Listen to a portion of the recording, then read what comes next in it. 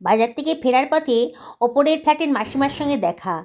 কেমন আছেন জানতেই মাসিমা বললেন যে মিজি ফ্ল্যাটে পিকনিকে যে কুলচাটা বানিয়েছিলে না, তার স্বাদ কিন্তু মুখে লেগে আছে। মাসিমা তো বাড়ি চলে গেলেন। আমিও এসে ভাবতে বসলাম, বয়স্ক মানুষ, ওনার ভালো লেগেছে মুখে, তা আর একদিন না হয় বানিয়ে দেওয়া যায়।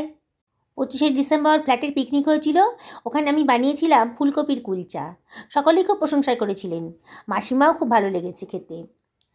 তা যাই হোক, আমি ফুলকপির কুলচা বানাতে বসে গেলাম।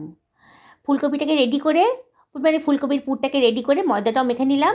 তারপরে লেচি কেটে তার মধ্যে ফুলকপির পুর ভরে ওপরে দিয়ে দিলাম জিরে ধনে ভাজা সাদা তিল, ধনে পাতা আর চিলি ফ্লেক্স। অপর পিঠে জল দিয়ে তাওয়ার মধ্যে দিয়ে দিলাম।